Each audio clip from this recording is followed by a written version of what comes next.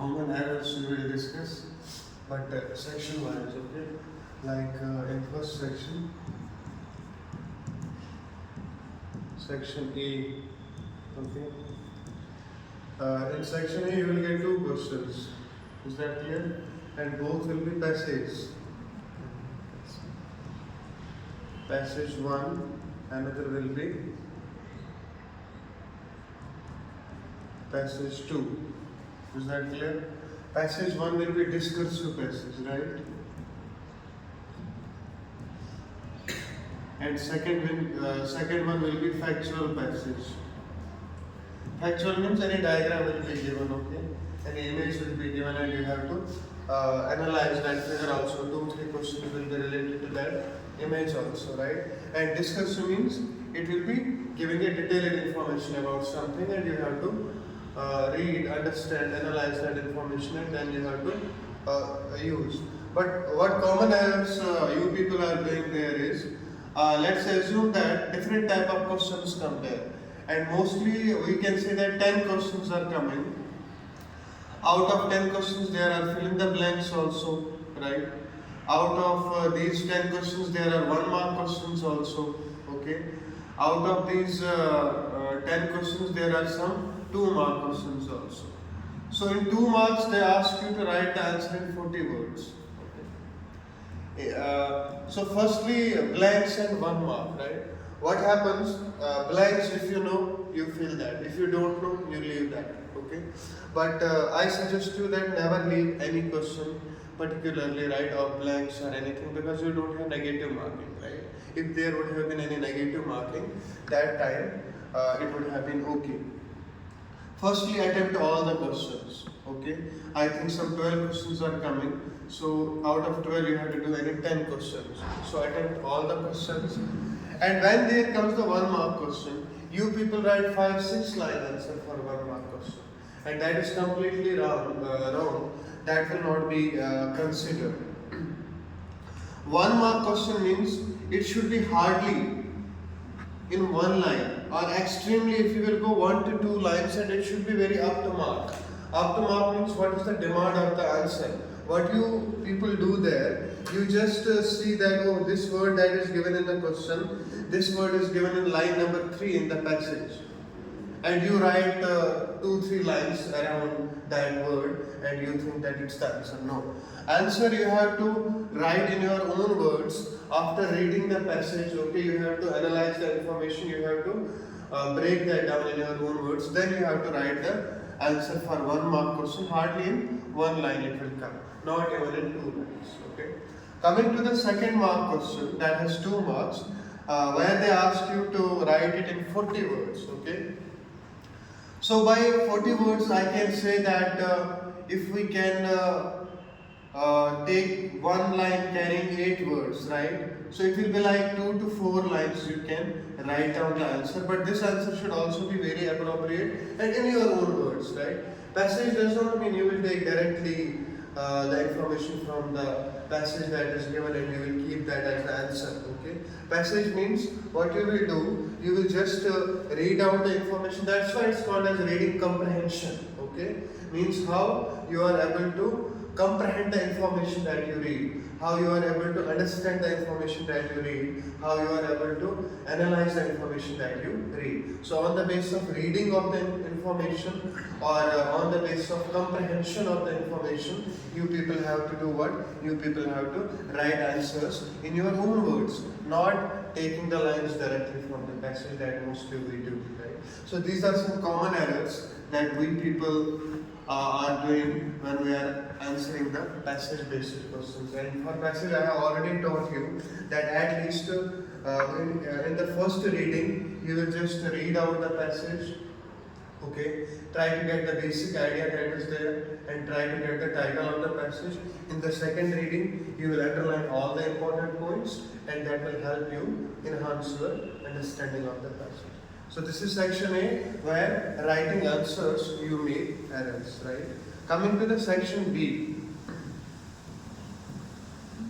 So when we say section B, it is completely writing part for you people. The writing skill, right? So what is your skill in writing? That will be seen by the examination body, right? So for these kind of questions, like we can say letter comes, job letter, letter to the editor, okay? Or we can say notice comes, okay? Invitation and replies come. Is that clear? Or we can say report writing comes, article writing comes. For all these questions, you have to follow the specific format that is being given to them. For letter, you have a specific format, you have to follow that format and you have to write your letter as per that. And write letter on a separate page, that's much better. Mostly what happens, if you consume 3-4 lines of one page, then you start writing the letter. No, it is better always to write letter on a separate page. Is that clear? And notice writing, it has a separate format, right? And you people are also sometimes, I have seen, not in this class particularly, but in other classes, they put letter in the box also. No, letter you don't have to put in the box, right? Letter should be open. Notice you can put, there is no problem, right? Notice you can put in the box, and it has a specific format, and it is usually short writing task where you have to write 40-50 words, something like that. So you will go on with that. Coming to the invitation and replies, invitation I told you, card based invitation will be there, that you have to keep in the box, right? Letter based invitation, that also you can keep in the box. Replies are also there. So the specific format that is attached to these kind of questions, you have to follow that. Then report writing or article writing, you will get a choice in between these two questions. I will suggest you to write report, because writing article means you have to give your own opinions and other things, right? So that takes a lot of time. So write report in the examination. Report means related to facts, right? What, when, why, where, how. So these kind of some general questions you have to create in your mind as per the demand of the question, as per the situation that you will create, okay, and you will answer. So go with the report writing, and it has also a specific format, around 150 words you have to write. So go on like that. Coming to the last part, that is section 3rd, section C. So in section C, what is happening? It's completely literature, right? Questions are coming from literature part, where first you will be introduced with two sort of abstract based questions, means reference to context, right? So one extract will be from prose and one extract will be from poetry. Is that clear? One will be from prose, and similarly, for extract based questions, you have to be very specific in your answer, right? And you cannot write the whole detail over there, right? It should be like 1 line, 2 line answer, not more than that, not beyond than that. And here they also try to find out the analytical ability of the student, that how accurate a student can be in those kind of subjects that he has already read. Okay? And here in passage, there are unseen passages, they will also see your comprehension ability. So here you have to be very specific in your answer approach. And questions usually come, if we say that poetic devices, such kind of questions, fill in the blanks come. Even 2-mark question also comes over there. What are the symbols in the poems? You have to go like that. Yeah. So all these kind of things you have to see. Is that clear? Coming to the next part, short answer type questions will be asked. So for short answer type questions,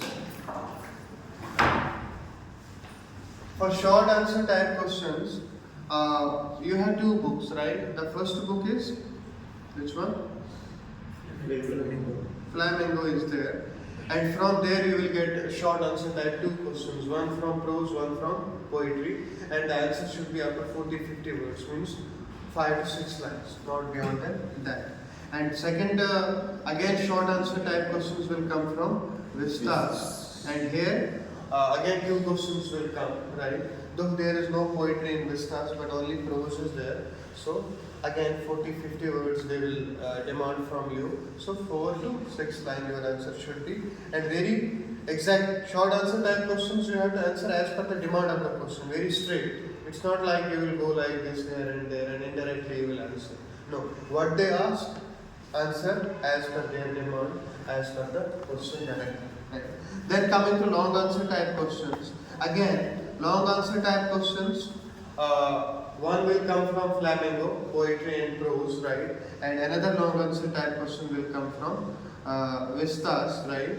So both the books they will cover, and that's long answer means 150 words they will ask you to write upon. So there you need to make the addition, right? Let's say that this poem is written by John Keats, okay? I think of beauty, it's written by John Keats. In this poem, the poet is trying to simplify the abstract concept of the beauty. So all these kind of things you can start with the introduction of the chapter also, especially for poetry, right? And rest it depends upon. And long answer type questions, usually if we see, they ask you sometimes to write them in the diary format. Okay. Sometimes they ask you to write them in the letter format. Right? Sometimes they give you some kind of situation, right? That if you would have been at the place of Sahil, right? What would have been your approach towards your dreams and desires? So sometimes situation based questions they give you. So all the questions are given on reference book. You can read them. That will be really helpful for you. Is that clear? So please avoid these common errors, especially in passage that you do, especially in reference to context that you do. And writing part is going to be highly significant part, right? Please refer to the format that is being attached to each and every topic of writing part. And short answer type questions, very specific they should be. You cannot write the unnecessary information over there. Like you cannot write unnecessary information in notice, right? In advertisement. Similarly, short answer type questions are also like that, where you cannot put any kind of unnecessary information. It has to be up to the mark, 5 to 6 line, and very specific you have to do. And long answer type, situation based questions come. Sometimes they ask you to write in the diary format, sometimes they ask you to write in the letter format, sometimes they do comparison of 2 chapters. Let's say the theme of 2 chapters is similar, right? Then they give you about 2 chapters. They make the comparison. Like in 10th class, you mostly see these kind of questions, right? So that can also be the scenario over there. So please try to take care of these common mistakes. And one more thing that I observed is use of punctuation. Very important.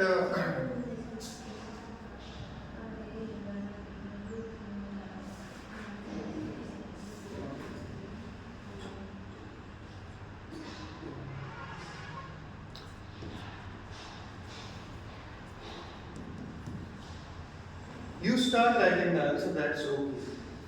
But when you begin the answer, the first initial letter should be capital. In the beginning, the first letter should be capital. Whether you are answering any passage question or whether you are answering any short answer question or extract based question or long answer type question, so anything. The first you will begin with the capital letter. Mostly I have seen small letter is being introduced. So please avoid that. Is that clear? After that, make use of punctuation also. Like comma you have to use, full stop you have to use, okay? And when you put these kind of punctuation marks, the thought ends, you can put the comma over there. And after some conjunctions also you have to use comma. Like so, because, therefore, hence, these kind of things you use now, so you can use comma after that. This thing you will remember. And second point, after full stop, what you people do, again you begin with the small letter. Okay? So please, after full stop, and put your full stop in such a way so that it will be visible. You people just do like this. That's completely invisible. Okay? So you have to scratch your pen a little bit so that your punctuation marks will be visible. After full stop, again begin with the capital letter. First initial should be capital. Understood? And second point, whenever any name comes in the answer that you write, let's say that name of any character will come. name of any place will come. Means proper noun, that I say. Okay. So whenever name of any character will come, let's say Sahib is a character. So if you use Sahib 15 times in your answer, 15 times the S of the Sahib should be capital. Is that clear? When you use name of something, it should be capital. Is that clear? Or let's say that John Keats, J capital, Keats, K capital. Okay? Is that clear? Capital S means little bit bigger. Okay? Capital K means little bit bigger. So whenever name of any character or any person you use in your answer, the first letter of that name should be capital. Is that clear? After that, when you use the name of any book, is that clear? Let's say you use the name of poem, that is A Thing of Beauty. Again, for these kind of titles, okay, except conjunctions and prepositions like of, on, in, on, except these words, every word initial should be capital. Let's say A Thing of Beauty, A capital, thing, T capital, of is preposition, it will be small, right? A thing of beauty, B capital. And put that in single inverted commas like this. Is that clear? Title, name of any chapter, name of any book. Sometimes you say the poem, let's say roadside stand. So when you say roadside stand, R capital. And stand, S capital. Then single inverted commas. Is that clear? Take care of all these things, and these things I have mostly seen that constantly you people are making over the mistakes in such kind of things. So please avoid them, and take care of punctuation marks also, like comma, full stop. Mostly these kind of punctuation marks you will be used. Is that clear? So where the thought ends, you can use. And you can read the answers also from your reference book, and you will see that how they have used the punctuation marks. So these are the common errors that we make. We should avoid.